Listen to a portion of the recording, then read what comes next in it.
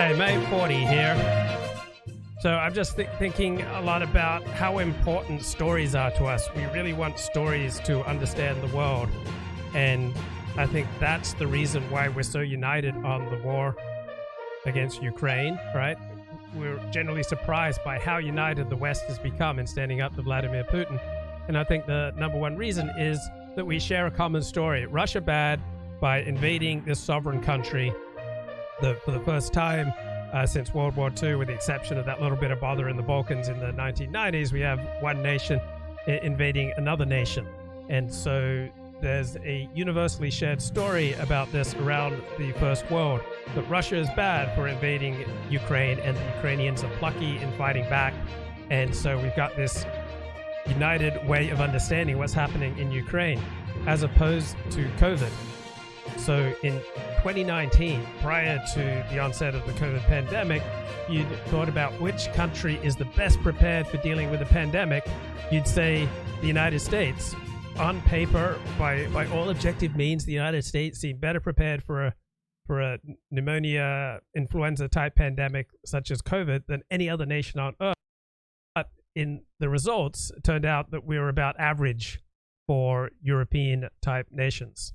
And we're still an incredibly divided country with regard to COVID because we don't have a commonly shared story with regard to COVID. We do have this commonly shared story with regard to the war in Ukraine. So when we share a story, we're able to unite. Think about the 1980 American hockey team gold medal victory, all right? I remember how thrilling that was. I was 13 years of age, 14 years of age when that was happening. And I just remember the collective energy and the thrill and the excitement. This was good versus evil. Like our brains are programmed to prefer stories of good versus evil. We can objectively deny the existence of good and evil, but there's no way we can operate without belief in objective good and evil.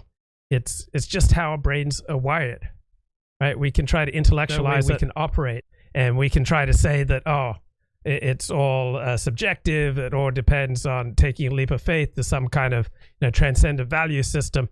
But the way we're wired is certain things are wrong and certain things are right. Right? This is like hardwired in us. That if someone steps on our toes, that we revolt. If there's disorder around us, if there's trash, if there's dog poop on the sidewalk, if we feel like the community around us is spiraling into crime, we have certain hardwired impulses that this is bad, this is terrible, that the forces of disorder and evil are taking over. And so biologically speaking, according to biological political science, one of the things that unites people on the right is that we have a much stronger fear reflex. We have a much stronger reflex against threat, right? We sense threats much more acutely and keenly than do people who are centrist or on the left. And so to be on the right means to put extra preparation for things going bad, for the world spiraling into chaos, for the potential to defend ourselves against aggression and conflict and disorder. That's something that characterizes people on the right. We don't have this positive view of human nature. We don't believe that people are basically good. So what unites people on the left is they believe people are basically good. What unites people on the right is that we have a skeptical view of human nature. And so we have this instinctive, fairly strong fear that the world is constantly poised to descend into chaos, that we never completely conquer chaos, that chaos can overtake us at any time. And so C.S. Lewis, one of his arguments for God was that we all have this inchoate desire for God, for the North, for the trend.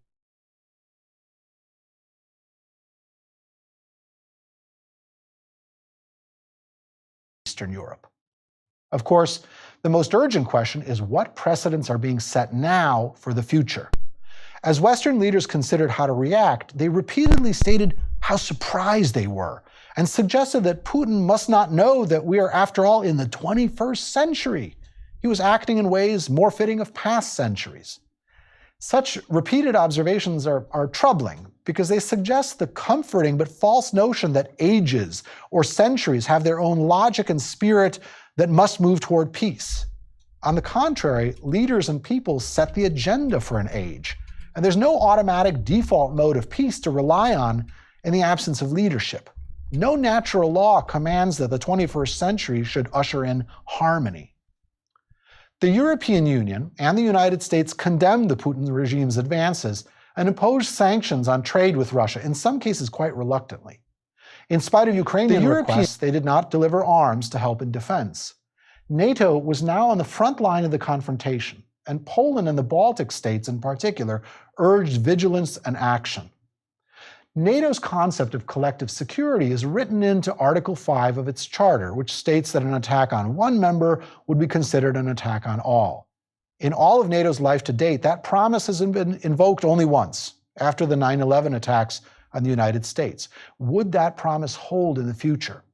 How would so-called hybrid warfare, that is infiltration... Okay, that's an excellent academic lecture, History of Eastern Europe, in particular the Ukraine-Russia crisis. Looking at the chat, says, Luke, we are united at all on Ukraine. Most of the liberal left in the US and Western Europe support the Ukrainian state, along with the neocon so-called right. No, pretty much everybody on the political spectrum, any major personality in American politics supports Ukraine and opposes what Vladimir Putin does. Who are Western political leaders who support Vladimir Putin right now? There aren't any. There's universal, among everyone who matters in the West, siding with Ukraine as the aggrieved party and condemning Vladimir Putin and Russia. Now, on dissident right, yeah, there are still a lot of people who have contempt for Ukraine and support Vladimir Putin, but they don't matter. They don't count for anything. They don't have any power, and they don't have any influence.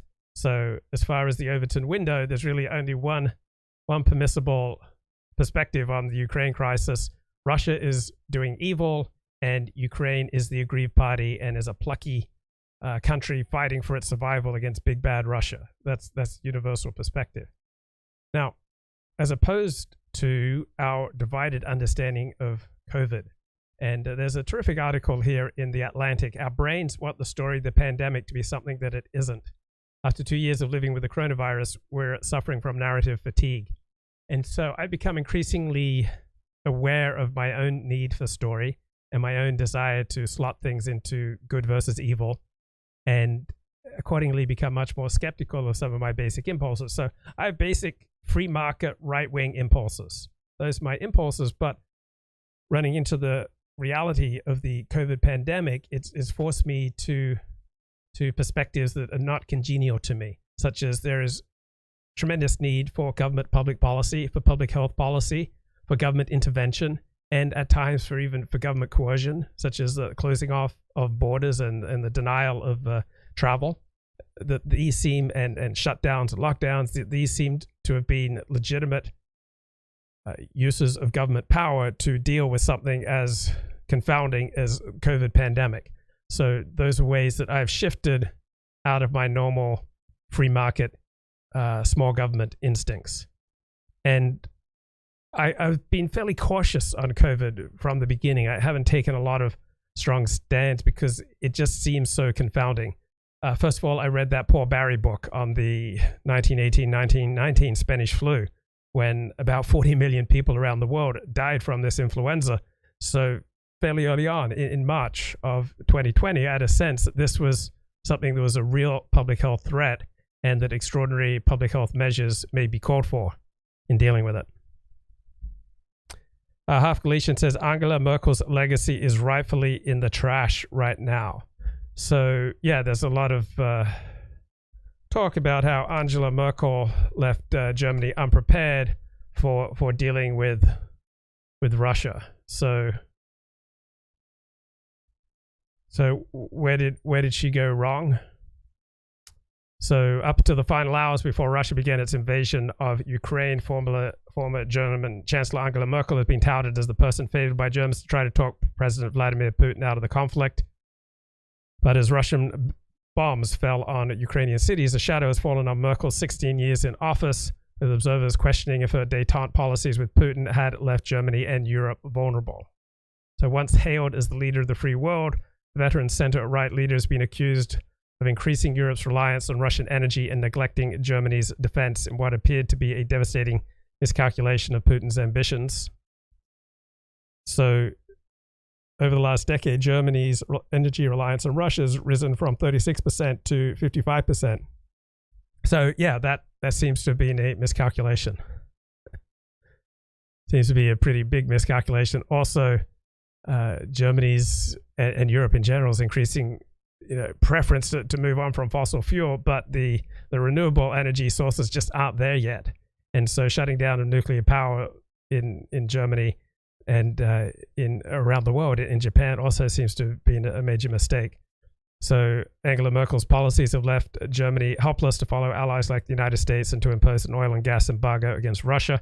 Also, Germany's defense profile has been blunted by successive years of underinvestment, which has drawn the ire of the United States and other allies. Yeah, so I think those are two strong criticisms of Angela Merkel's policies. So she took power in 2005, and she just stepped down a few months ago. Rodney Martin says, nothing Germany could do in terms of defense can protect them. Well, if Germany doesn't do more for its defense, the United States will be less inclined to invest in defending Germany. So what Germany does has a big influence on how much the United States is likely to want to invest.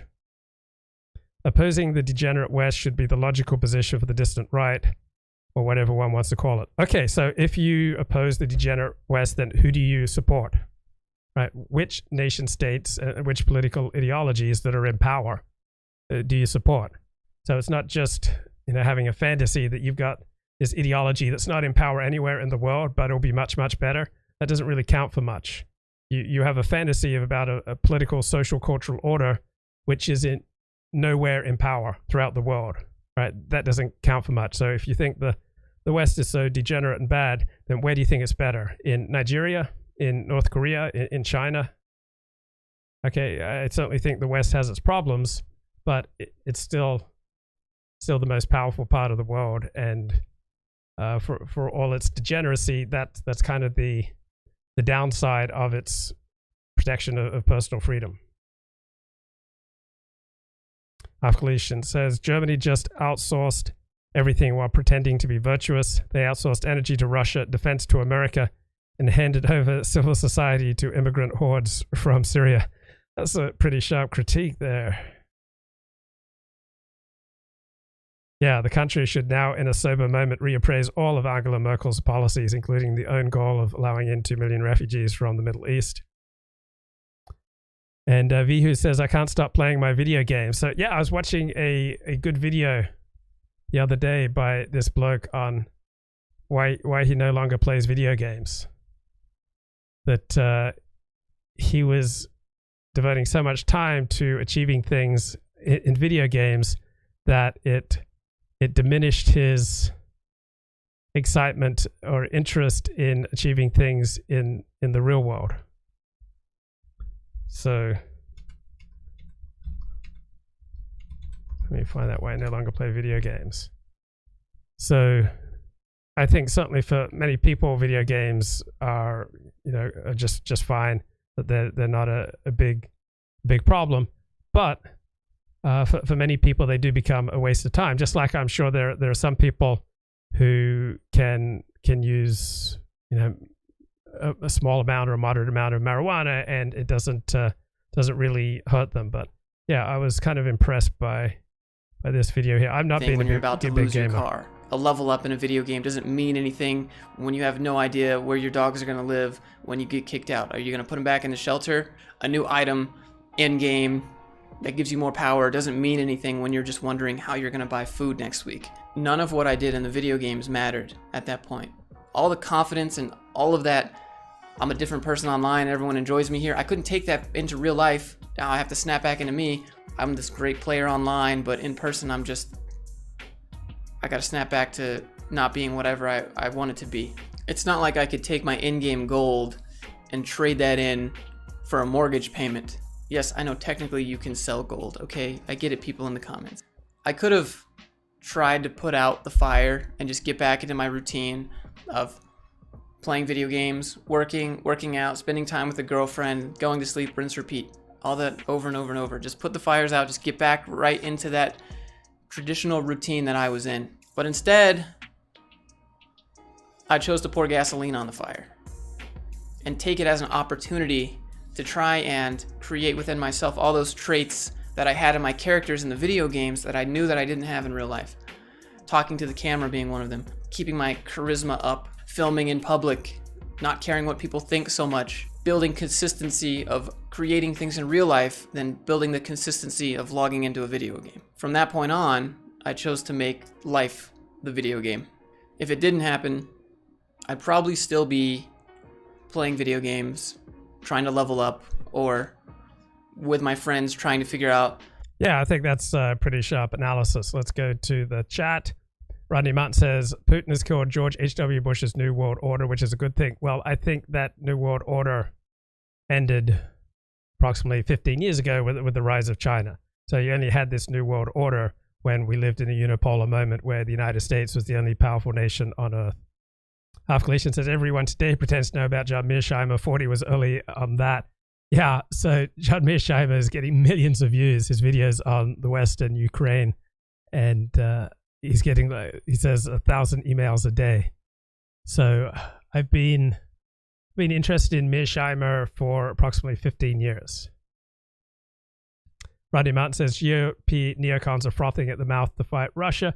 There's not much political energy for a no-fly zone or for direct military conflict with Russia. So anyone calling for that's very much on the political fringe. Interlocutor says, most of the nationalist right, with the exception of Colin Liddell and Richard Spencer, support Russia. Yeah, but none of them count for anything. Democrats want to fight Russia because they still believe Russia installed Trump. No, I think there's a universal revulsion against Russia around the Western world. It's not just Trump. Sid says Putin is winning. Well, is he winning? Just because you're pushing forward and taking territory doesn't mean you're winning if the cost of those military advances are prohibitive, right? There are such things as Pyrrhic victories where it seems on the face of things that you have won, but the cost of winning has been so enormous that you're actually losing. So it didn't really matter in Operation Barbarossa and the Battle for Moscow how close Germany's armies got to Russia. What mattered was what was their capability of not knocking the Soviet Union out of the war. And their capability of knocking the Soviet Union out of the war was not increased the closer they were getting to Moscow, because they were stretching their supply lines while Soviet supply lines were getting shorter. And so the Soviets were stockpiling troops and weapons in Moscow and essentially allowing the Germans to come right up to the edge of Moscow. So at one point, German motorcycle units were about 25 miles from Moscow, but that doesn't mean that they were much closer to defeating the Soviet Union than when they were, say, 500 miles from Moscow. Germany lost Operation Barbarossa in the first 3 weeks because they were taking such enormous losses that after the first 3 weeks of the war, they could no longer operate blitzkrieg. They could no longer operate, a broadly movement-based, panzer-based, tank-based attack force. That they lost so many tanks and officers and equipment, and their supply lines weren't working out. That they through great effort were able to keep extending into the Soviet Union, but the more they extended, the more vulnerable they became. Rodney Martin says China matters and India matters. I don't think they actually matter that much anymore. You notice that over the past year or two, you don't hear nearly as much talk about how China's this great ascendant power that's going to take over world domination from the United States. India doesn't matter that much either. They're both China and India have per capita GNP like lower than Costa Rica. Putin's got China, Brazil, the Indians. Putin is winning. I don't think Putin is winning. And just because you've got China, Brazil, and the Indians not joining in on embargoes against Russia doesn't mean that you're winning. Israel's not sanctioning Russia, also not a big deal. One good thing about the Ukraine war is that the anti-Semites always saying no war for Israel can shut up now. Western Europe are US vassals. Well, yeah, that's the deal that much of the world made during the Cold War, that in exchange for protection from the United States, they would agree not to oppose US foreign policy. So everything comes with a price, including American nuclear protection. Rodney doesn't want any Ukrainian refugees to the US. I don't think it's a bad thing that we feel much more connection to Ukrainians than we do from people from the Middle East or from Africa, because Ukrainians share a similar European and Christian heritage to most people in the United States. We have soldiers in Poland, we have soldiers in Korea, we had them in Vietnam, we died defending those countries, but then they say no more wars to protect Israel. Yeah, we spend far more money and lives almost anywhere but Israel. Yeah, the amount of money spent on NATO and defending Taiwan and Korea is far more than spent on Israel. US has not fought once for Israel. Merkel was a willing USA bitch. She relied on Big Daddy to protect Germany. At the same time, she was highly pragmatic, getting increasing amounts of energy from Russia. So if Merkel's Russia defense energy policy was trash and self-injurious, what about her immigration policy? Good point. So I asked Interlocutor, who writes, opposing the degenerate West should be the logical position for the distant right. So what regimes, what political systems that have power in the world now would you want to emulate? Germany just outsourced everything while pretending to be virtuous. They outsourced energy to Russia, defense to America, and handed over civil society to immigrant hordes from the Middle East. Germany is not a sovereign nation. Well, Germany has some pretty big problems. They need American military protection. So Germany's in a demographics downward spiral. They simply not reproducing.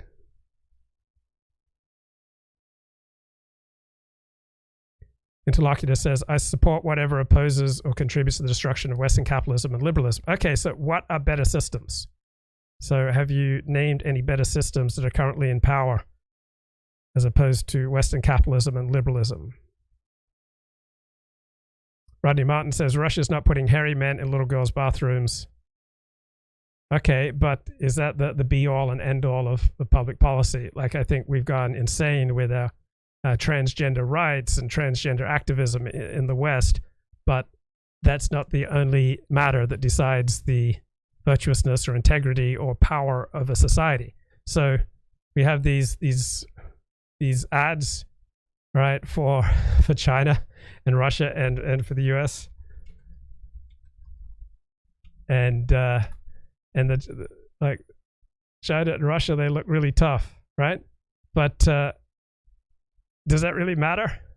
Is that the most important thing about an armed forces, that it puts out ads that are really tough? So the US has put out some ridiculous ads for its military forces saying how, you know, transgender friendly, gay friendly they are, and these ads may not necessarily inspire much confidence in the United States military being tough. But yeah, the China and the Russia ads for their militaries make these countries seem a lot tougher. But is that what's most important? I mean, are ads really the best way to assess how powerful a military force is? So judging by all of Russia's problems invading Ukraine, right? You wouldn't, how many people would you have found that thought that Russia would be in as much trouble as it's in, that has made as little progress, hasn't even taken Kiev yet, right? It was pretty much unanimously predicted by military experts that, you know, Russia would just trash the Ukrainian military very quickly.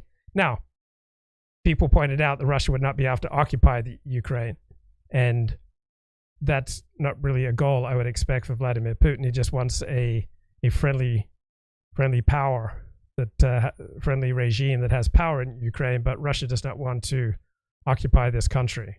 They simply don't have the military resources. All right, let's get a little bit from Michael Beckley. I mean, that obviously is going to take a short-term hit on the Chinese economy, but I don't think that's necessarily problematic in the long term. My sense is also that Xi Jinping is keeping that in place for now, in part because he has this big party congress coming up in October where he's going to exceed, for the first time, his unofficial sort of term limits. You know, there had been this kind of norm established that Chinese leaders step down after 10 years or so, and no one expects Xi Jinping to step down. But I think he understands that it's significant that he will be actually staying on beyond that after October, and so is paving the way to make sure there aren't sites of opposition. And so locking down through a zero COVID policy is helpful for that. And at the same time, there's been a lot of reports that suggest the Chinese vaccine has not been terribly effective, and so something that. Aha! So Interlocutor admits there are no preferable alternatives presently in power. So what is my point? My point is that you live in fantasy land. Right? You decry Western liberalism and Western capitalism, but there are no better alternatives right now. You want to live in a fantasy world, which is fine, but it's not part of a realistic discussion of what's going on in the world today. You're engaged in massive masturbation. Like, oh, if only we could have this kind of, oh, this would be great if we were really strong and united and we had a really strong leader. Oh, yeah. All right, that's what you're into. You're into masturbation. I'm talking about reality. So I can't condemn you for wanting to live in a masturbatory fantasy, but that's not what this show's all about. There are a lot of shows where you can talk about your masturbatory fantasies. This isn't one of them. Rodney Martin says the USA couldn't pacify Afghanistan in 20 years. Well, it didn't exactly put all of its resources into pacifying Afghanistan. Afghanistan fairly quickly proved itself to be a loser and unworthy of US resources. Ukraine has modern weapons and training. Afghanistan did not. Russia has done far better in Ukraine than the US could have. I don't think that's realistic. American military power is just so many leagues superior to what the Russians are able to assemble. Interlocutor says, my point is your system is destroying us. Okay, as opposed to which system? You can't name any realistic systems. So your only systems that you endorse are masturbatory fantasies. There are alternatives within our own political and cultural traditions. In America, there's a populist and anti-interventionist tradition. Yeah, and it's still there, and it has considerable problems. Like the populist position with regard to COVID was insane, that we didn't need lockdowns, we didn't need vaccines, right? So there are times when I side with populism versus the elite opinion, but there are plenty of times when populism is just moronic.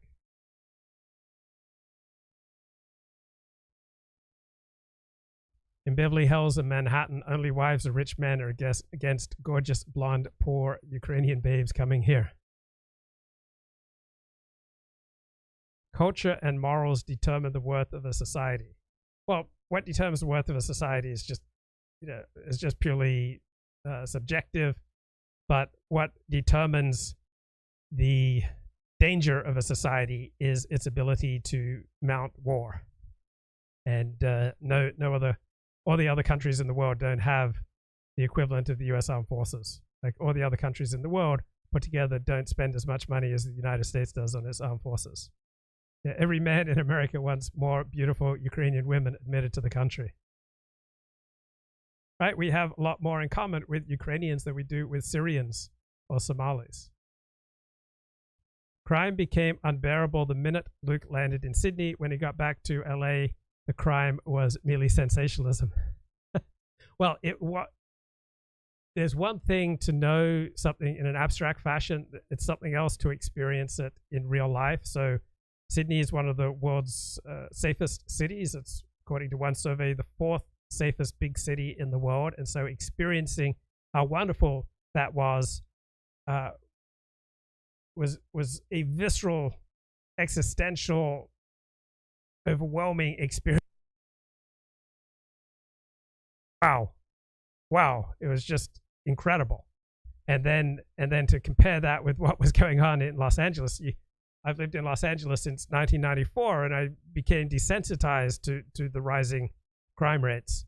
Now, I still think that a lot of the Fox News and conservative approach that LA is a hellhole and California is a hellhole because of rising crime rates, I think that is sensationalized and overdone. But there is a very real rise in crime in California and other parts of the United States. It's a real problem. It is something short of a catastrophe. So LA and San Francisco and the Bay Area are not hellholes, but we're certainly facing considerably decreased quality of life due to the rise in crime. And then when you go visit a place like Australia, where there's comparatively virtually no crime, it just makes it so much more viscerally compelling, what crime does to our quality of life in America. Luke was bashing America in Sydney. Now he is back, USA, USA. Well, everywhere you go, you change. I've just been reading this terrific book. It's called The Extended Mind. And it's about how important things outside of our brain are for our thinking. It was named a top 10 book by the New York Times. And it makes the point how important the place we are at is for our thinking. So walls, all right? I'm speaking in a walled room right now. That allows much more freedom of thought than if I was living in a situation where everybody was able to observe my every act and deed. You think different thoughts when you go for a walk than when you're just sitting down. So Nietzsche said, don't trust any thought that you don't develop while walking. And the power of gesture. Gesture helps us to communicate more clearly and to think more clearly. So The Extended Mind by, I think, Annie Murphy, terrific new book. And so the power of place. Yeah, when I'm in Sydney, that profoundly affects how I understand the world. When I'm in Los Angeles, that profoundly affects how I view the world. When I'm out for a walk, that profoundly affects how I view the world. When I'm sitting alone or when I'm with other people at Kiddush. Welcome to the Michael Shermer Show. I'm your host, Michael Shermer. Before I introduce today's guest, the written version. So let's just start there. Why is that? Well, I have a question for you, Michael, which is when you think about those quotes from those books that you've listened to, do you remember where you were when you were listening to it? Oh, yeah. This is the link to the extended mind idea. I can even picture, like, I'm usually doing this on a bike ride or a hike with my dog, usually long bike rides. So I can remember, like, what canyon road I was riding up when I heard this story about some story you told in your book. Yeah, so I can actually picture it physically where I was. Yeah. So there's a couple things going on there. One is that, as you mentioned, you're moving when you're listening to these audiobooks. It sounds like you're taking a walk, you're taking a bike ride, and movement enhances our thinking processes in ways that remain dormant when we're just sitting still, as we usually are when we're reading a print book. And then we also have this built-in kind of navigational system that marks where we are when we encounter important information. And you can understand the evolutionary value of a system like that.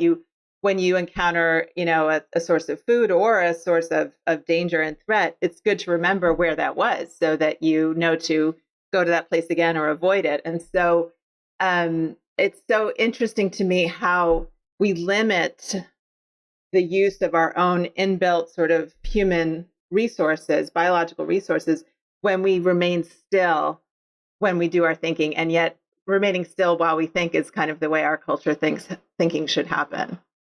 Yes, it's really wrong-headed. And in reading books, I can often remember where on the page it was. Like, I'm trying to remember where that quote was I wanted to use, and it was on the bottom left of the page and middle of the book. Kind of a physical environment of the quotes. And let's go back to the chat. Half Galician says, wow, too much of a hobby can be malproductive. Who would have thought? Well, for some people, it's a real problem. It's not a problem that Half Galician apparently has, but there may be other parts of his life where he's engaging too much in something that is a problem. So that you don't personally have the problem with gaming doesn't mean it's not an important issue. And spending a great deal of time in fantasy and in recreational activities when we should be concentrating on our real life is a real problem for tens of millions of people. It's a real problem for tens of millions of Americans, even if you, Half Galician, don't have that problem. And sometimes we need to hear something from different people in different words to get through our layers of self-protection. We all have stories. We're always the hero of our own story. We don't want to feel like we have a problem. We have an instinct that we want to blame our problems on someone else. And so if we get fired from a job or we get fired from a relationship, right, it's usually too painful for us to say that the problem's with us. Instead, we'll spend weeks saying the problem's with the boss or with the the person who got rid of us from the relationship. And that's a normal self-protective device. But if we keep that up for months or years, that's obviously maladaptive. So a lot of things are adaptive to a certain extent in the short term, but then they become maladaptive. And so living in a fantasy world, playing video games, blaming other people for our problems, that's a perfectly adaptive response for a limited amount of time. But then if you extend it past a few weeks or a month or 2 months, or depending on the length of the relationship, past, say, 3 months, then it becomes maladaptive.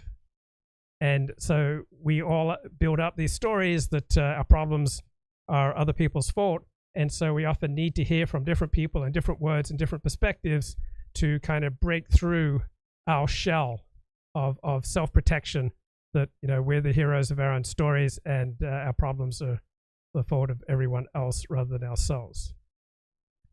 Rodney Martin says the counter effect of Biden and the West-Russian sanctions is destroying Western economies. Well, it's not going to destroy the American economy. It'll have some negative effect with a rise in gas prices, but the U.S. depends less on trade than any other major power. U.S. military is a joke now, can't take any losses. U.S. military is the most formidable fighting force on Earth. Luke playing TEDx tier Narishkeit. Well, just because it's on TED doesn't mean it's wrong or stupid. So sometimes we need to hear banal truths. We get so distracted by everything else going on in our life, sometimes we need to be reminded of banal truths. U.S. imperialism only targets weak nations that can't defend themselves. Says interlocutor, the West fights Russia and China covertly more than anything else. U.S. troops will not be in direct combat with Russians. Well, the U.S. fights for international interests, and so we've certainly targeted China. We have applied considerable tariffs and regulations, and we're squeezing China like a python. I don't expect that China will exist as a nation state in its present form in 10 years. Mainstream media has become a propaganda organ grinder for neocons and chicken hawks, says Rodney Martin. Well, I am surprised by how universally the Russia-Ukraine war is being viewed all around the first world.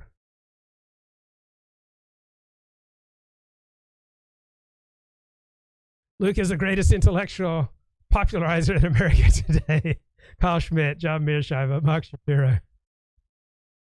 Yeah, what's exactly the prohibitive cost of the sanctions against Russia to the United States? Putin knew it would be a mess in the Ukraine and that there would be retaliatory sanctions by the US and its satellites. Right, so right now it doesn't appear as though Putin made the right move in invading Ukraine, and I'm talking just purely in terms of Russian national interests. Putin is not the great savior, but you guys underestimate him. Well, I don't know who underestimates him. I think I've pretty consistently said for years that Putin is the most effective great power leader in the world in the last 20 years. I can't think of any other leader of a great power in the last 20 years who has been as effective in promoting his nation's best interests as much as Putin. Now, I think he may have blundered in the Ukraine. Galatian knows Blitzkrieg is built on quick first strike movements. It just doesn't work beyond the short term with an industrial giant like the Soviet Union who can resupply with millions and millions of men.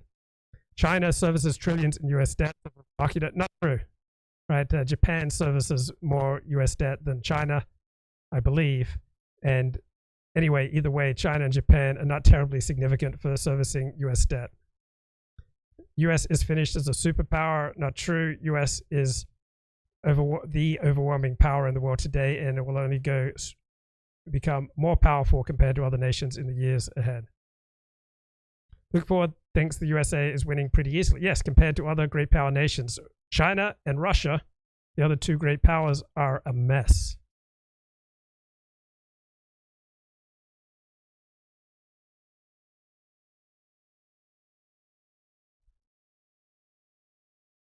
Okay, let's play a little bit more. This is a terrific book, The Extended Mind, The Power of Thinking Outside the Brain. It's just words. Yes. Yes.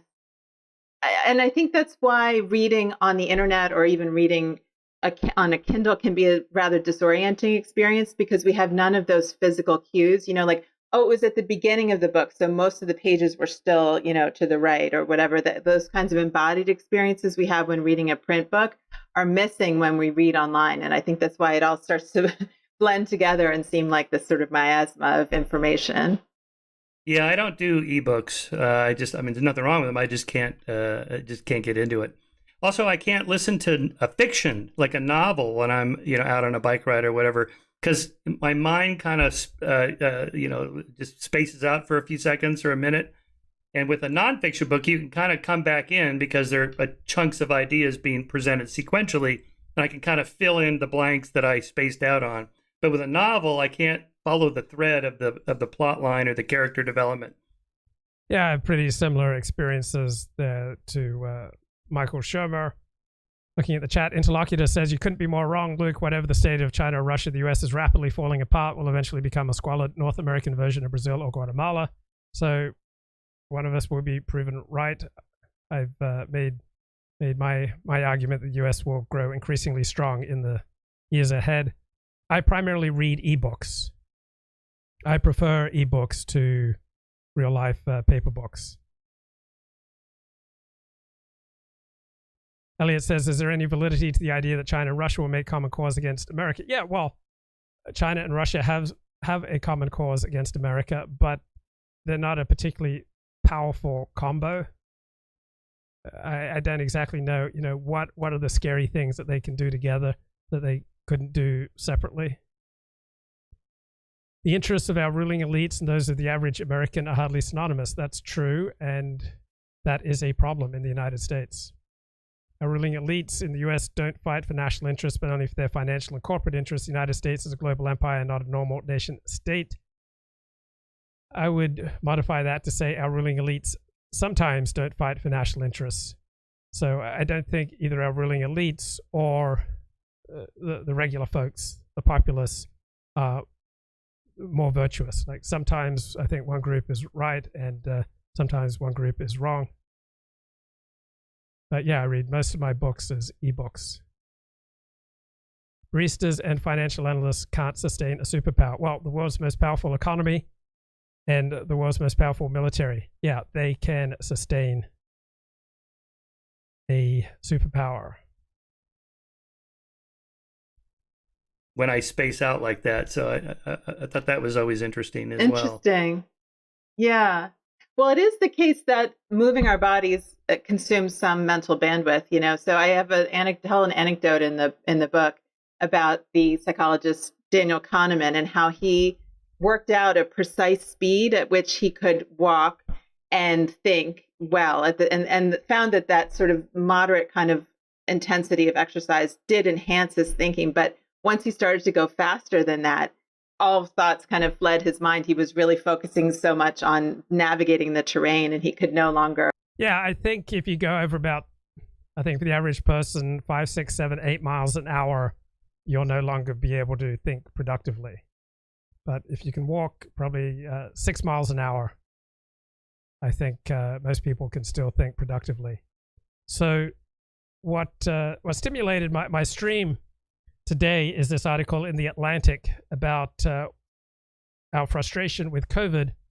Our brains want the story of the pandemic to be something it isn't. So I think frequently our brains want reality to be something that is not. And true with Ukraine versus Russia, right? Good foreign policy should not be decided by our passions. And so it seems almost universally in the West, our passions are on the side of Ukraine, but that doesn't mean that we should be committing troops or committing a no-fly zone to Ukraine, right? When it comes to foreign policy and public policy in general, we can't be primarily directed by our emotions. So if the COVID pandemic were a movie, it would not make any sense, right? This is a great point. We have brains that want to storify everything. We want to put everything into stories, usually right and wrong, good and evil, good guys and bad guys, right? So even if we put aside the suffering and the monotony that would make up the film's action, the narrative structure of COVID, defined by its false endings, exhausting duration, and inscrutable villains, a virus would be unwatchable. So 2 years of living with the coronavirus has been spirit depleting, but this weariness has been compounded by the fact the pandemic has defied our attempts to snap it into a satisfying story framework. That's why I've been so milquetoast on public responses to COVID, generally speaking, because I don't think I've seen this particularly in dramatic good guy versus bad guy terms. So I think many of us are suffering from narrative fatigue. But we've got an exhaustion born not only out of the relentlessness of the pandemic, but the relentlessness of the ever-changing narratives that have accompanied it. So that the coronavirus's volatile arc has thwarted a basic human impulse to storify reality. We instinctively try to make sense of events in the world and in our own lives by mapping them onto a narrative. And when we struggle to do that, there are all these unpleasant consequences: stress, anxiety, depression, a sense of fatalism, and just feeling kind of crummy. So it often serves us to storify our life and the world around us, even if that story is false, right? There are all sorts of false beliefs that have beneficial effects on us, because when we can't make a story about what's going on in our life or in the world around us, then we experienced increased stress, anxiety, depression, fatalism, and just lousy. So a particularly deflating stretch of the pandemic story came in 2021 after the vaccines were made widely available. So they were initially pitched as a salvation. And President Joe Biden celebrated independence from the virus in a 4th of July speech, and a hot back summer, something that people talked about, white boy summer 2021. The Delta variant then came along, eviscerated that optimism, produced a feeling of narrative whiplash. Wasn't the COVID story supposed to be over, or at least in an intermission? What's made the pandemic story even more exasperating is that Americans haven't been able to agree on its basic facts. Many people have been asserting the pandemic's a hoax, the vaccines are harmful, and our divergent beliefs about COVID and public policy with regard to COVID destroy our ability to tell a collective story. So during World War II, a national narrative was easy to construct. And with regard to Russia versus Ukraine, we in the West have pretty much universally constructed a narrative: Russia bad, Ukraine good. But with regard to COVID, we can't construct a narrative. So the story will usually be more psychologically satisfying when it has a diabolical antagonist to root against, whether it's Dr. Fauci or Donald Trump. But the pandemic has denied us that because the virus is not willful, it does not have motives. So we're resorting to casting a different enemy, such as Donald Trump, Fauci, China. So we have a vacuum of villainy, which is contributing to pandemic conspiracy theories, which are basically just convenient stories about whom to be mad at. So we crave storylines. We've got Disney cranking out so many iterations of storylines of battles between good and evil, in which good triumphs and evil renounces its ways. But without a sentient enemy in COVID, we can't do the normal thing that we do when someone from another political party does something we dislike, which is to vilify them. So our fight is to get them to recognize their evil and then to give it up. So when you want reality to match a storyline that you are accustomed to, but the reality doesn't comply, that is stressful. We have this strong desire for redemptive narratives, stories that go from bad to good. I remember when I was watching the movie The Pianist, I think it was Roman Polanski movie set during World War II. One of my frustrations with the movie was that the protagonist didn't really change. He had this intense 2-hour movie, but at the end, how was the protagonist, Adrian Brody, how was he any different than at the beginning of the film? So in sermons and commencement speeches, in national myths, we constantly hear tales of triumphing over adversity, but the pandemic story has withheld that positive resolution and refused to end. So this narrative rupture helps explain why Delta's emergence particularly stung. It punctured the happy ending that people have come to expect and that seemed for a moment to be within our grasp. Mull problems in his head as he was trying to walk too fast. Yes, and I remember that story because I was on a walk to the mailboxes. I live up in the mountains. It's about a mile walk to my mailboxes with my dog. And I remember thinking, because it takes me like 20 minutes to get to the mailbox, 1 mile. It's mostly climbing. And he was doing like, what'd you say, 15 minutes or 16 minutes for a mile? I thought, damn, that guy's 88 years old and he's beating me? So there's another funny thing there, yeah. Yeah, so that's true because what I'm talking about here is only when I'm by myself. When I meet the guys for a ride and we go pretty fast, I can't listen to anything. Because it's just it's too much concentrating on actually working out, something like that. But I do find the entire idea pretty useful these days under the pandemic. We're all consuming content digitally now, often on online. alone. And but that has some trade-offs too, as you point out, that but learning by yourself is not as good as in a classroom. So I'm guessing you would make the argument that we still need brick and mortar buildings for universities and colleges, particularly seminar type classes. That, in other words, the university's not dead. We're all going to Zoom and just consuming university courses, alone in our bedrooms. Yeah, no, I hope the pandemic killed off that idea, because we all saw how very impoverished of an experience that is to do all your learning on Zoom. There's so much that gets missed. For one thing, terrific book, The Extended Mind: The Power of Thinking Outside the Brain, by journalist Annie Murphy Paul. So here's a good thread on Twitter by Dmitry Alexander Symes. He's a journalist who focuses on Russia and Asia. So he says, I just read this New Yorker interview with Princeton historian Stephen Kotkin. Kotkin makes some bizarre claims about Russian history which should be addressed. So Stephen Kotkin tells the New Yorker, I have only the greatest respect for the realists George Kennan and John Mearsheimer, but I respectfully disagree. The problem with their argument is that it assumes that had NATO not expanded, Russia wouldn't be the same or very likely close to what it is today. And here's the key thing that I've evolved to in my thinking over the past 2 years. There's no essential self, because who we are depends on the context in which we're operating. It depends on who we're talking to. So there's no essential Russia, just like there's no essential America or no essential China or no essential Judaism or no essential Christianity. Christianity, Judaism, America, China, they all depend upon context. So there's no essential Russia that just hates the West. This is Stephen Kotkin writing now. What we have today in Russia is not a surprise. It's not some kind of deviation from historical pattern. Way before NATO existed in the 19th century, Russia looked like this. It had an autocrat. It had repression. It had militarism. It had suspicion of foreigners in the West.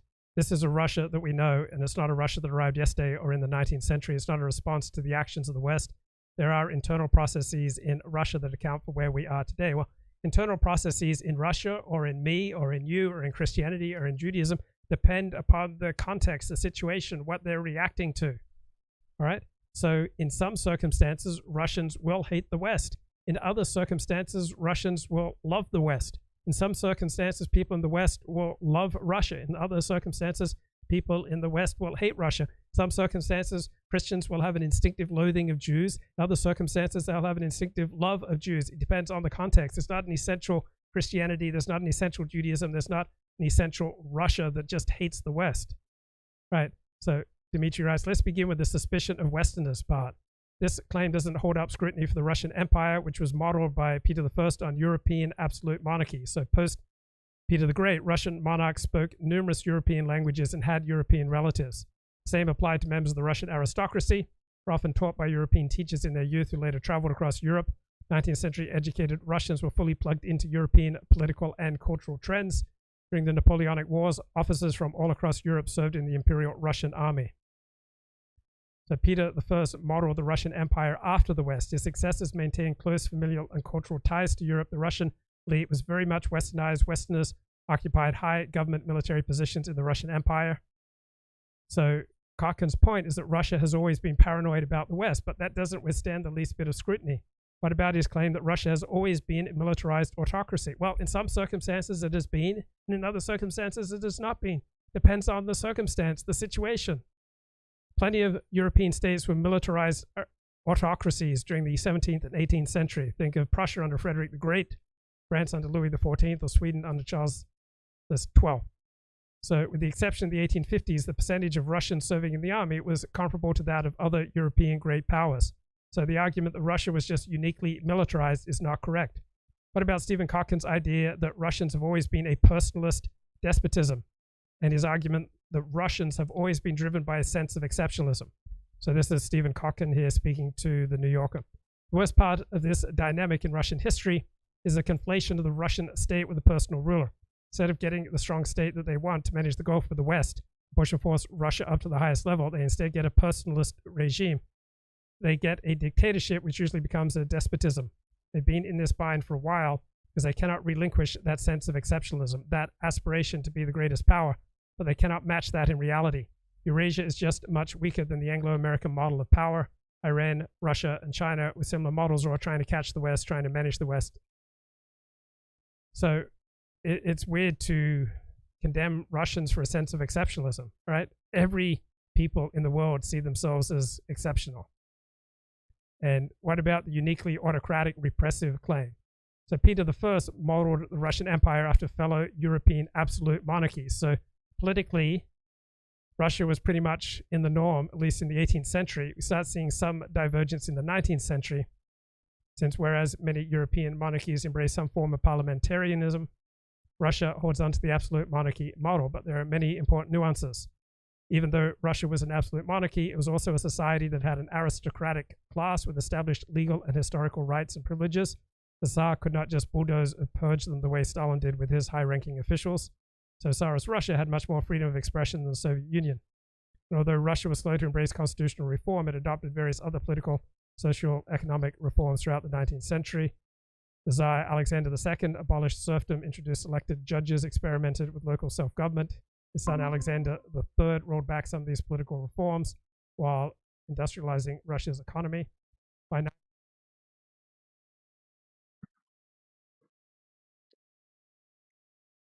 the full range of people's gestures get lost when you're on Zoom. The sense of what psychologists call social presence, that energizing alertness that we feel in the presence of another person. Those things just don't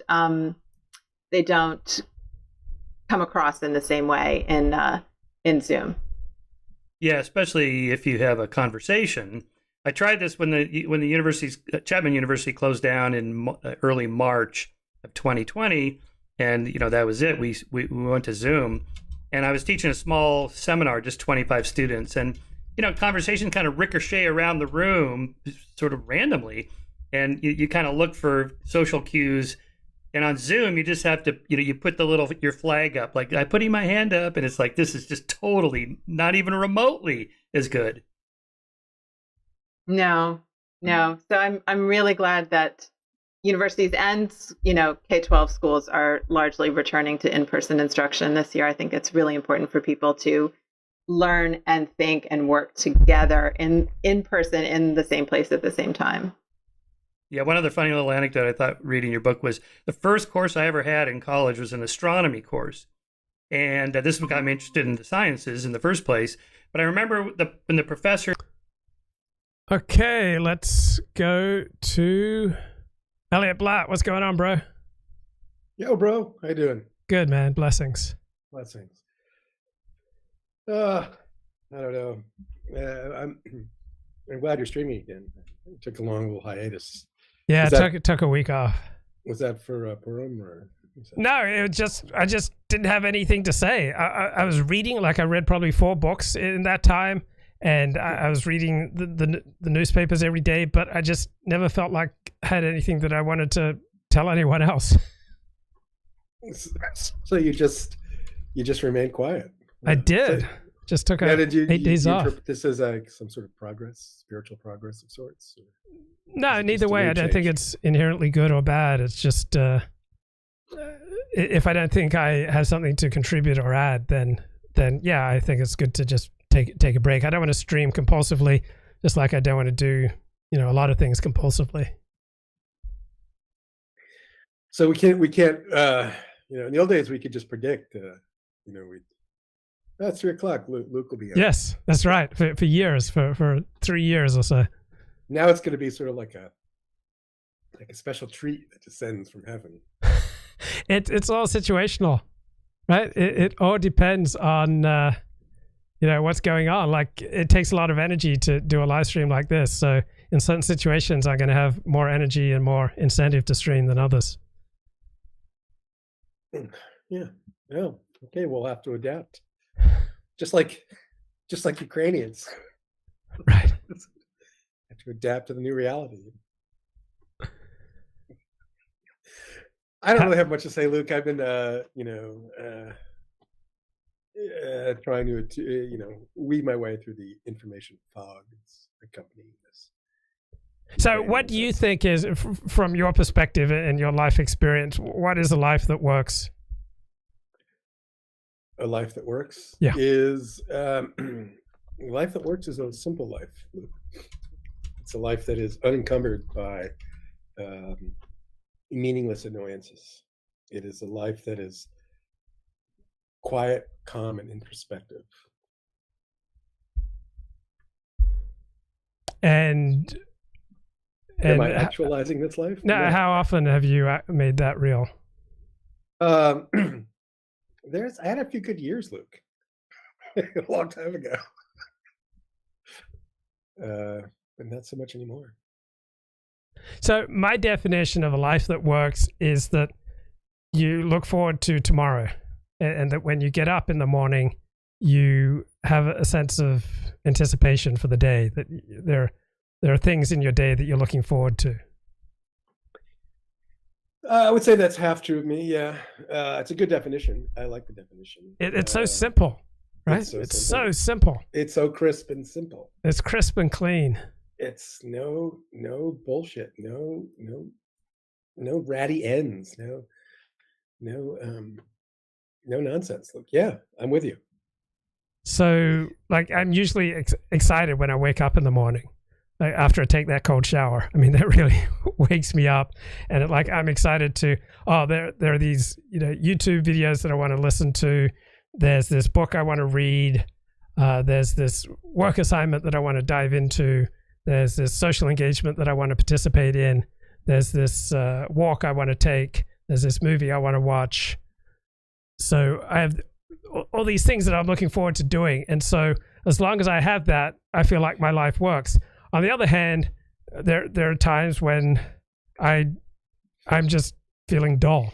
Like, you just want to curl up in a ball and inject heroin directly into your veins. Well, not quite that, but I keep doing things and I don't last at any of them for longer than 20 minutes. So I'll try journaling and I'll give up on that after 15 minutes. And then say I'll pick up a 12-step book and try to answer questions in that book, and then give up on that after 15 minutes. And then I'll start watching a movie and give up on that after 20 minutes. So I do sometimes have those restless times where nothing sustains my attention. Huh. Now, do you find that you're more disciplined lately? Oh, I feel good. I feel good lately. So when I take if I lose a friend, which hasn't happened for years, but that's dispiriting. Well, yeah, no, I lost Godwood. So about 2 years now, I've had virtually no relationship with Casey. So that's a loss of a friend. That was that made me feel sad. I haven't had much interaction with Dennis Dale over the past 3 years. That makes me sad. But these are virtual relationships. I've never met either of them in real life, so I can't think of losing any real life friends in the past few years. But if I was to lose a real life friend, that'd be really painful. Or lose a gig, or lose some opportunity that I was relying on for income, and then get snatched away. That shakes me up. I just got off the phone with a friend. We had a 2-hour chat, which is very rare for me to have a long conversation with anybody, for that, except you, Luke. But having a long conversation with a friend, I mean, multiple hour conversation with a friend, it's been a long time. Yeah. And it was a very nice chat. But then I looked at the clock. I woke up with this feeling of just crushed by the amount of work I had to accomplish today, and really, I'd had some sort of self-imposed goals for myself for today. And this call with a friend, it was scheduled like a business meeting, it was scheduled. So I said, oh, I have that to do. And so we had our little chat. It was enjoyable and so forth. And you started streaming in between it. And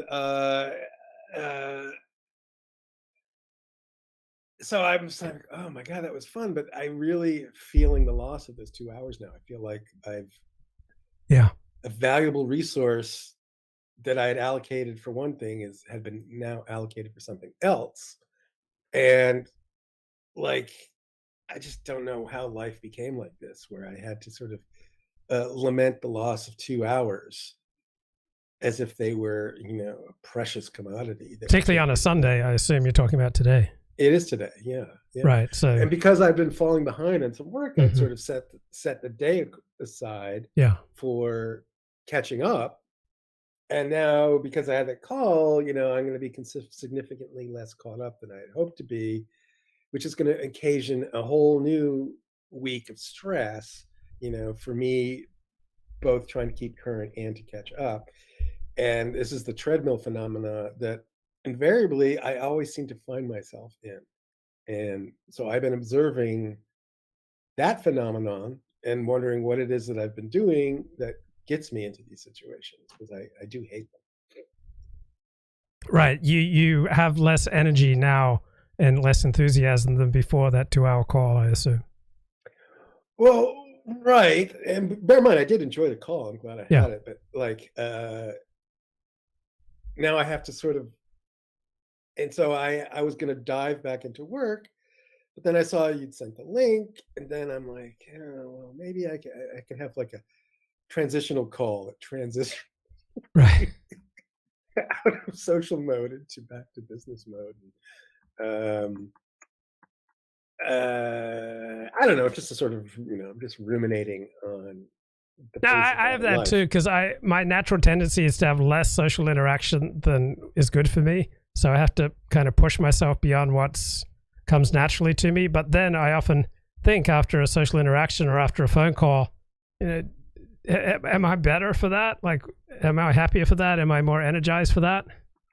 And sometimes yes, sometimes no. So I try to limit those social engagements and phone calls that don't add energy to my life. So yeah, if the call had been really unpleasant and just sort of a pro forma, perfunctory thing that I did just out of obligation, I would have been ranting and raving and raging right now, because not only did I not enjoy the time, but I also lost the time. So it would be like a double negative. But at least this had the redeeming feature of being a pleasant phone call. But I found over the years that I just have to sort of pair off, to snip off all of these frills, these little time-wasting indulgences that I used to have. Now I can no longer do them. I do feel like the world just is going faster than I want it to. So what things in your life consistently give you energy, inspiration, enthusiasm?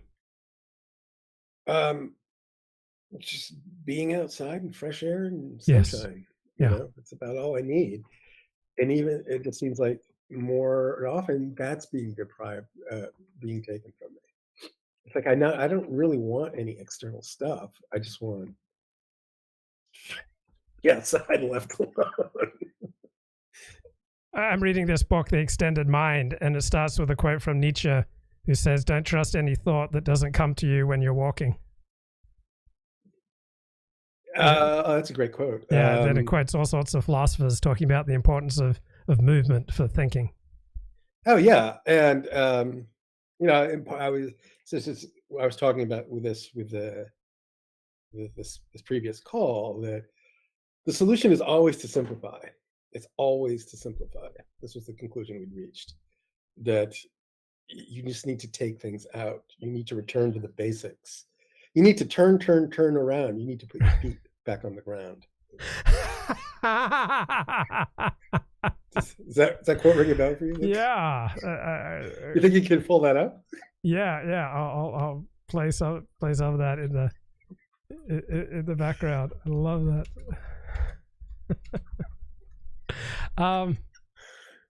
So at 20, I heard an allegation that there's no romantic way to fist somebody. Do you think that's really true?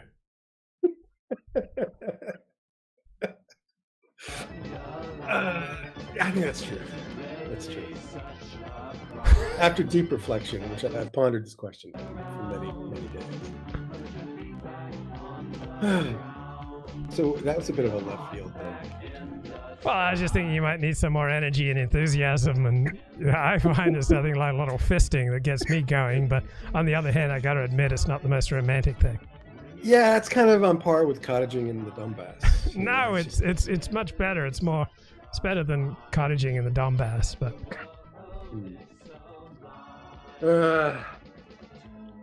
yeah, how do you think the cottaging culture in Ukraine is holding up? I haven't really thought about it, but how are you enjoying this war? Is it giving you some excitement and meaning and purpose to life? It's definitely something to think about. Enjoying is not a word I would use. I've been sort of observing. Let me take a brief digression.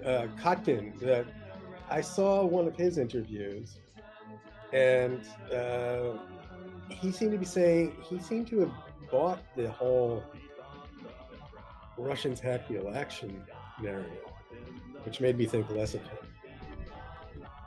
Yeah, I mean, that is bizarre to think that was a significant part of the 1996 election.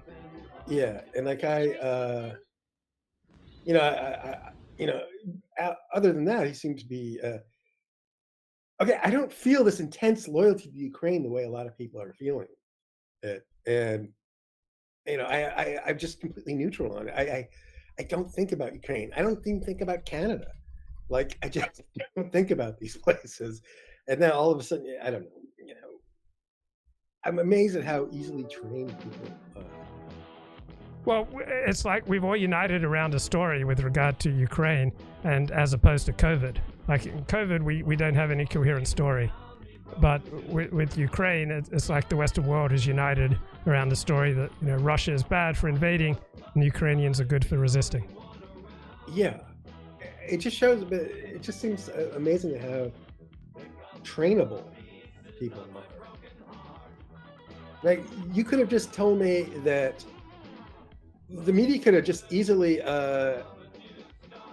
said, okay, chocolate cake is the most important thing in the world, and we need to obsess about it constantly. And they could just bring on this sustained campaign about this, and suddenly people would have big banners of chocolate cake draped over their Facebook profiles. Nobody could. How many people, with all wrapped up and concerned about Ukraine, could have even pointed Ukraine on a map prior to this? Right, nobody. 10%? Yeah, almost no one. No, it's just I don't know. It just makes me. I see crap like this. I just want to hide from it. And it's made me focus on work. If anything, if it has done anything, it just made me take work more seriously and try to get ahead on that dimension. You were talking about a life that works, and you mentioned it's one that's not being constantly sabotaged by annoying occurrences, annoying people, and I'm wondering, given that that's almost impossible to eliminate, maybe we need an attitude or a temperament with regard to the annoying that enables us to kind of surf that rather than be taken down by it. Yeah, exactly. Like, you ever heard of Shuangzi? It's a Chinese philosopher. Shunzi, I'm not sure. It's pronounced. It's typed. It's spelled out different ways. It's CHANGTZU, kind of like Lao Tzu. Okay. But the bottom line is, he has a story or a parable about a butcher, right? and the attitude of the butcher was, life is just chopping up meat, and sometimes the bones, some joints are hard to separate. You have to work extra hard here and there, but the grind continues, right? So you just sort of have to embrace the process of life and work through the hard bits and kind of endlessly, and just take satisfaction in a job well done, rather than think about this sort of state of completion where you'll never be annoyed again. Right. I remember I had a girlfriend who told me something she'd learned from a previous boyfriend, how important it was to take satisfaction after you've performed a task. If you've mowed the lawn, take a minute and look at your good work. And if you've done the vacuuming, if you've done the cleaning, take a minute and receive satisfaction from your good work. Yes, and that is definitely the attitude I'm trying to take. But it's still, you have all these productivity tools. Mm-hmm. Slack. Do you use Slack? Do you know what that is? Mm-hmm. Yeah. Yeah. So you get these messages. Really knocks me off my concentration. Oh yeah. So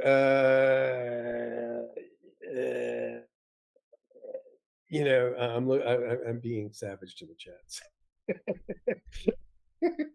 Yeah, when that thing comes in, it comes in at these odd times and odd places. And like today, I'm basically working today, chatting with somebody on Slack about work.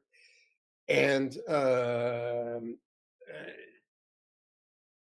just find it so irritating and enraging just to be disrupted in that way. And suddenly there's no blurring between the lines between on and off. Yes. I used to be able to count on a sustained period of off.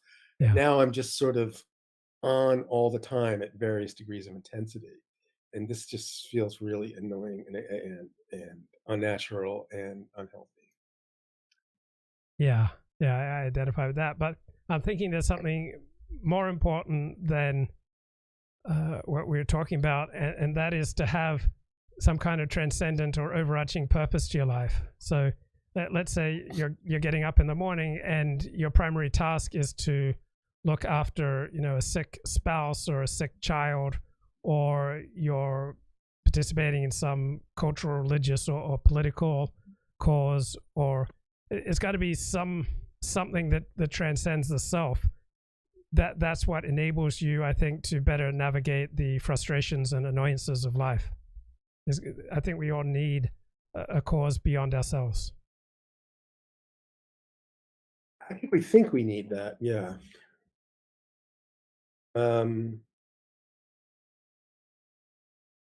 There's pitfalls in that, though. I think we discussed these. There are pitfalls in everything. I just don't know how someone gets up in the morning if they're not basically a happy person. It's not just a philosophy or a world outlook that transcends itself. It's a practical thing. So for me, I've got sponsees. So I've got various debilitating addictions that really strangled my life and held back my life for decades. And so I feel a sense of kinship with people who share these addictions and who shared various levels of recovery from these addictions. It's as though we've survived a plane crash together. And so I have a bond with them, and we help each other. And so that's an important source of meaning in my life. And then gathering with people at synagogue, that's another important source of meaning in my life. And then I have a worldview that I articulate on live streams like this, which is also an important part of meaning in my life. This is more usually political, religious, cultural. But I think those are some of the most important sources of meaning in my life beyond the self that give me energy as I go through my day and help me to navigate the ups and downs of life with the help of modafinil and beef organ supplements. Do you think these external inputs really help you, Luke, or psychosomatic? Oh yeah, we'll see. And I got a new one. I got what's a new one? Bob and Brad's massage gun. So I often go on YouTube looking for, physical therapy tips. Like if I've got some piriformis syndrome that I've been dealing with the past few months. So I go on YouTube, and so I look at a lot of videos by Bob and Brad, these physical therapists, and they recommend this massage gun, which I was just able to buy on Amazon. It's just like $100. You can really dig in to your muscles with this massage gun, and it's a lot better than just massaging yourself or paying someone else to massage you. So I just got this massage gun, and I'm pretty excited. Are you showing it, or is it? I am right now, Brad. Oh, I gotta zoom. I gotta take a look at this. Okay. Now I'm going to put it on my piriformis, but I'm not going to show that. Okay. How often do you buy things on Amazon? Like, How often do I buy things on Amazon? Yeah, are you constantly doing this? Yeah, because I do almost no shopping outside of Amazon, so I buy most everything. But do you find that you're buying things you really need, or are you just buying trinkets? It varies. So I probably tried 100 different supplements for my chronic fatigue until I finally landed on beef organ supplements. And that hit the spot. Huh? That hit the spot, and like I got like an elevated pillow to elevate my head, and so when I'm sleeping at night, I usually go through like three different pillows. Here, let me turn this off. Okay, let me grab my 3 different pillows. So I've got like an 8-inch pillow. So often my nose kind of clogs up if I'm just lying horizontally. So if instead I lie back on this 8-inch pillow, then my nasal passages open up at night. And then if I can't sleep on this 8-inch pillow, I think this is like 5 inches. So I kind of will alternate back and forth between the 8-inch and the 5-inch pillow. And then I've got a mattress that is like 4 or 5 inches that it curves up. And so I kind of alternate at night between like the 8-inch pillow, the 5-inch pillow, or just 2 pillows underneath 2 regular sized pillows underneath my head. So I guess, some people would look at that and go, oh, that was a waste. I probably spent, $35 on each of those pillows. Yeah, the wedge pillow. But I often find my sinuses block up if I'm lying horizontally. So throw a pillow in there, wedge pillow, and the sinuses open up, and I get some better quality sleep. But then I become uncomfortable with it, and I'll change it out in the middle of the night. So I don't know if that's just pure neuroticism or whatever it is, but I'm sure some people would think that was a waste. 8 inches with a curve, no worries, mate. Well, I know 2 people that seem to compulsively shop on Amazon. Like, they'll get an idea, they'll, some new activity, some new thing or other, they'll want to do it, they'll buy a bunch of stuff on Amazon to support this, and then they won't actually do it. They'll be on to something else that's even better, more effective, and they'll sort of buy all the equipment. It just kind of stacks up, and I don't know. Yeah, I used to be compulsive. Go ahead. Well, I used to go to like antique shops and flea markets and things like that, just buy crap, and I just finally just got rid of that habit like 10 years ago. But that was this pack rat, this acquisitiveness that I used to have for things, and thinking that things could actually do anything or had any intrinsic power. Well, after a while, it just gets. I mean, the inclined pillow or inclined mattress does open up my nostrils so I can breathe. It's a very uncomfortable feeling to not be able to breathe through your nose at night, and to just have a pillow or a mattress that you can add. I mean, that's real, to be able to breathe at night. Do you do the neti pot, bro?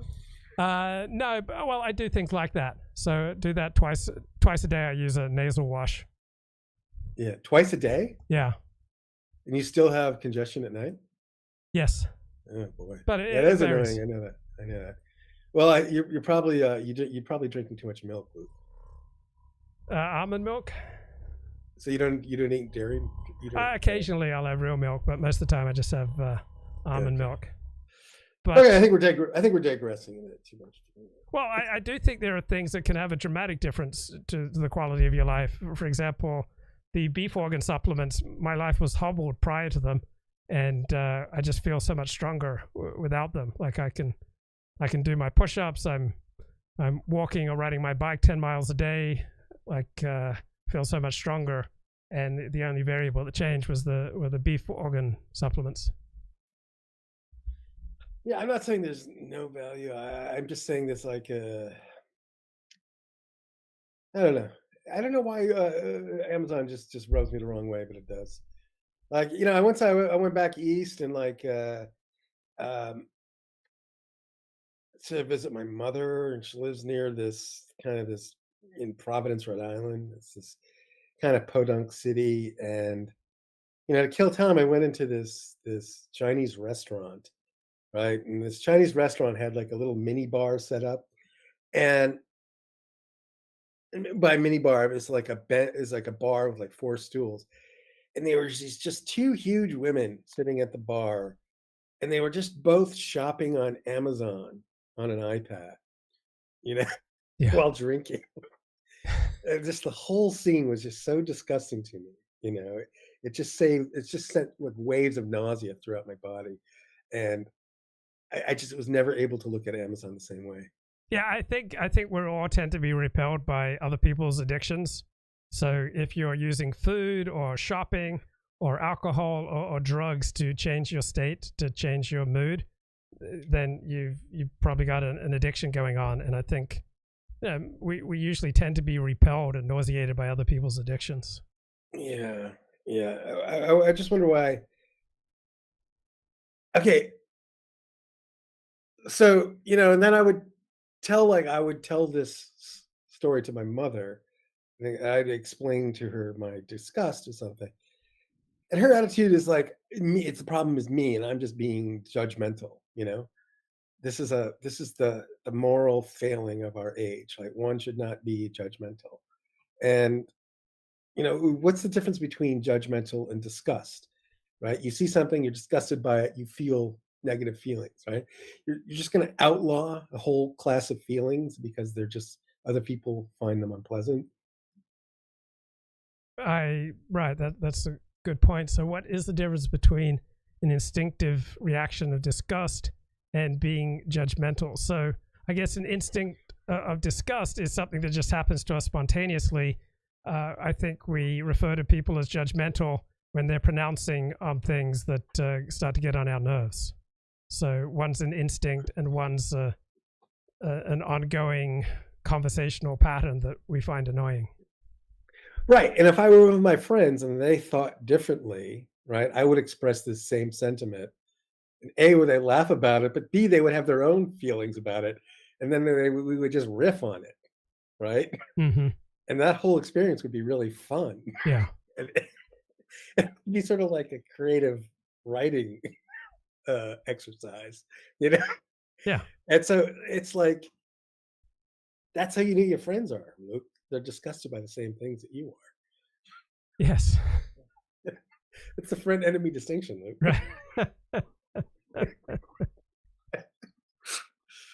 Anyway, so Half Galician's going nuts in the chat, and I don't know what he's talking. Should we engage with him, or why don't we bring him on, bro?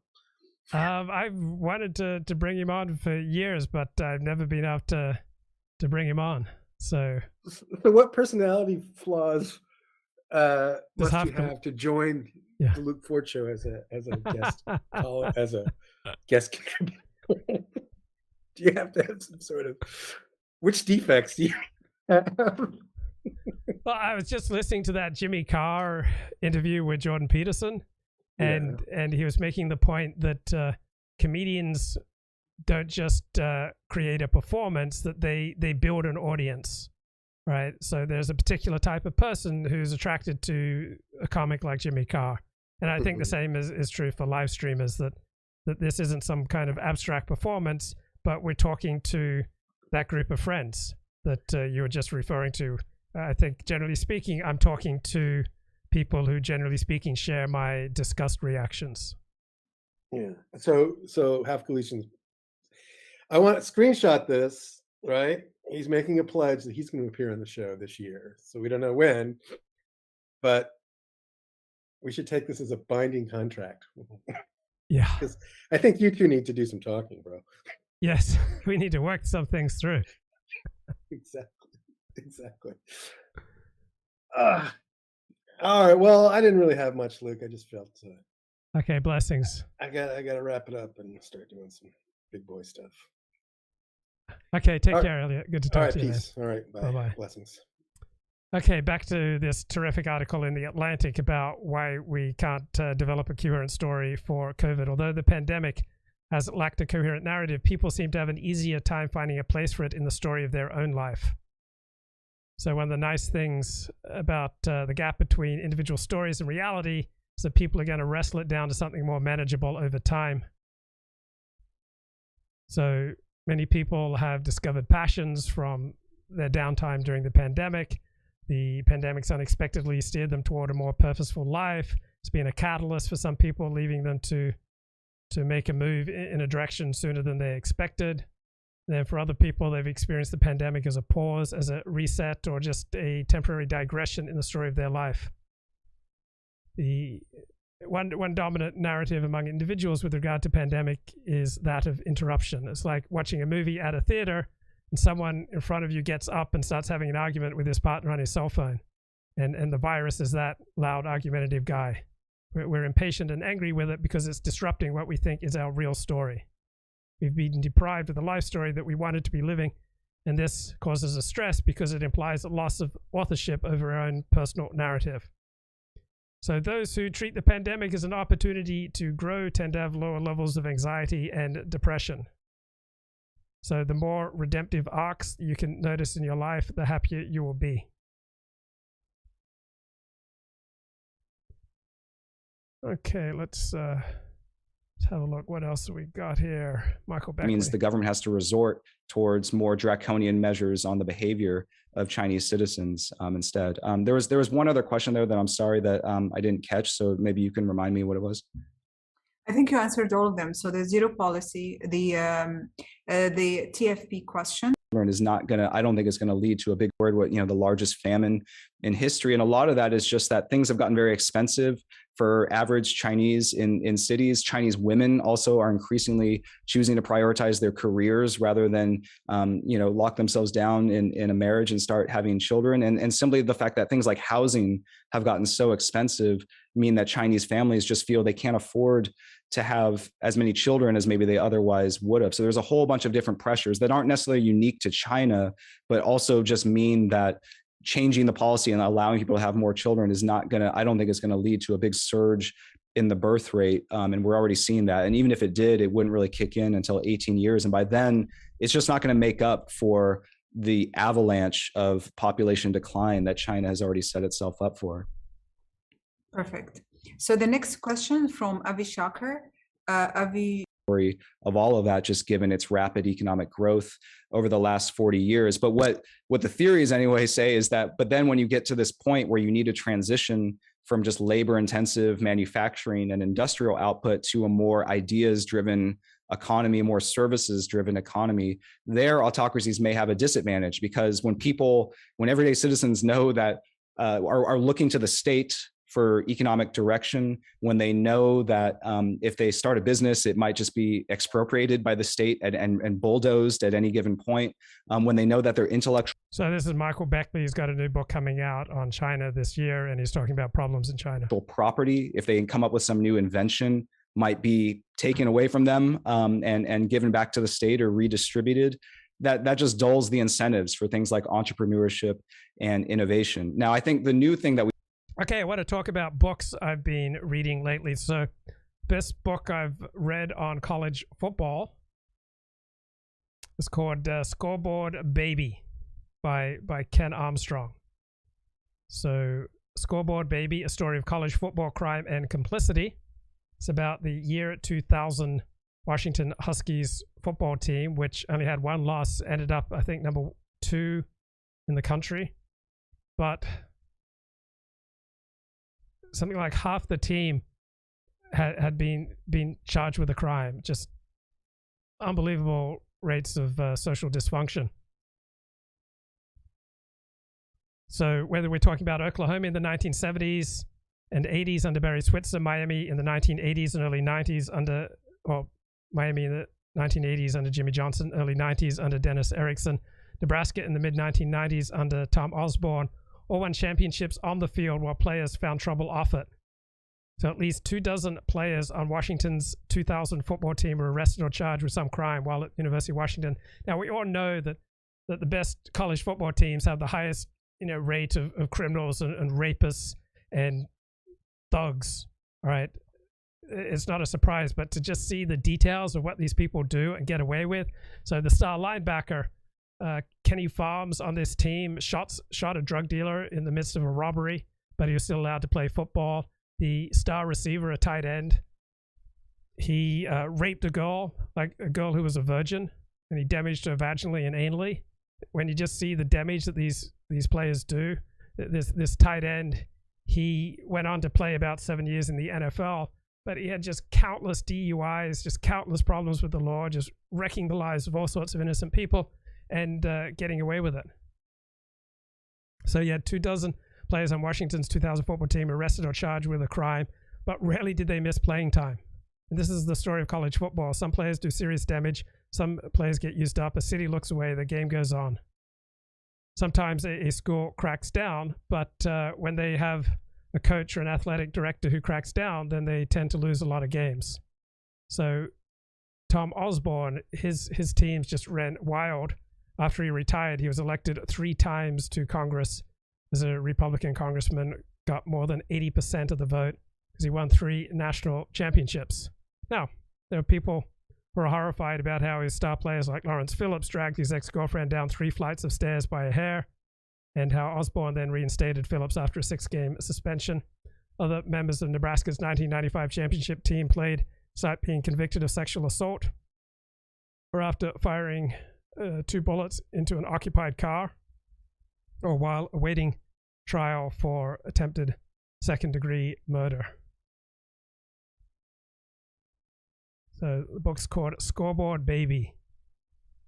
So it talks about a college football program that sacrifices its players' long-term well-being and its community's dignity for the sake of winning, looks the other way when stars are accused of violent crimes, that skirts ethics off the field while pursuing perfection on it. That sounds bad, but boring. What investigative reporter Ken Armstrong and Nick Perry have done in this book, Scoreboard Baby, is lay out in hard-boiled style and with the verve only real storytelling can supply exactly whose lives were mangled in the course of the University of Washington's historic 2000 season. Their idiosyncratic characters and plots ultimately indict a vast impersonal system that has produced dozens of such teams. Huskies didn't break new ground here, but in so comprehensively detailing them, the authors did. There's no more outrageous or typical figure than the head coach Rick Neuheisel, who refused to discipline or even substantially bench the linebacker Jeremiah Farms, who he knew was in trouble with the law, or the superstar tight end Jeremy Stevens, who apparently raped a sorority girl who was a virgin, damaged her vaginally and anally. Neuheisel's disciplinary boundaries were the faded yellow dashes that divide a country 2-lane, the markers a suggestion more than anything else. His staff lacked the ability to manage a bipolar player. So there are individual victims in each story, but on a systemic level, there are no innocents. Boosters demand wins. A diverse city backs a successful team. Even a hyper-educated, latte liberal Seattle. Academic authorities allow players to graduate with large chunks of credits in gut courses. So a favorite course for University of Washington players was Swahili. Some of them took 30 unit credits, taking Swahili courses because I guess Swahili isn't a written language and they just learned a few phrases. And the Swahili instructor was happy to sign off on generous marks for football players who didn't show up to classes. So they had to maintain a 2.0 or above to stay eligible to play. And many of them only managed to do this by going to all these Swahili classes. The athletic department published a profile of Farms, who was involved in a domestic dispute over his extramarital affair, and they entitled it Putting Family First. We've got these sports sections run by absurd character buttressing portraits of antisocial men, children. Prosecutors go easy on stars because they know the jurors will as well. What heroes the book has do not subvert the system, they merely carve some small consolation within it.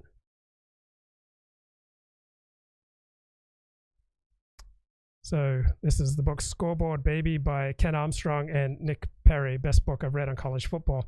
So when Rick Neuheisel coached the University of Colorado, he caught a fake punt against Oregon in the 1996 Cotton Bowl, and his team was ahead by 30 points. 2 years later, after Colorado beat the Ducks in the Aloha Bowl, the Oregon coach Mike Bellotti said the better team lost. Neuheisel replied, "Scoreboard, baby."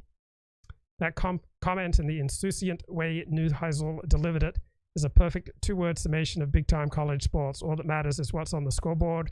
Nothing else counts. So whether a college football team can win without recruiting criminals is a question that goes largely unexplored in this book. Grew out of a 2008 series in the Seattle Times. Does it matter to fans that the athletes they cheer for on Saturday afternoons are committing rape and armed robbery, beating their wives and girlfriends, and driving drunk at high rates of speed during the rest of the week? The answer clearly is it doesn't matter to most fans as long as the team is winning. And tight end Jeremy Stevens, University of Washington had no good receivers on the team aside from him. So if they were going to win, it depended on him staying eligible. So yeah, he was out there raping people, but he didn't lose any playing time. So when he was arrested on suspicion of rape before the season, questions asked by fans and in the media about whether he would play or not and how the case would affect the team's chances. When Curtis Williams, a player with a long history of violent behavior toward women and other crimes, was paralyzed from the neck down after a vicious hit against Stanford, he was treated as a fallen hero, an inspirational figure whose past was ignored.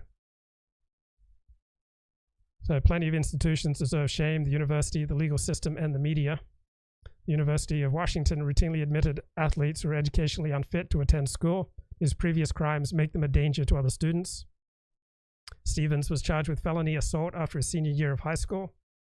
And the Washington coach and his top 2 assistants wrote letters to the judge on his behalf. We believe in Jeremy. The legal system routinely gave breaks to star athletes. So, interest in college football, check out this book, Scoreboard Baby by Ken Armstrong and Nick Perry.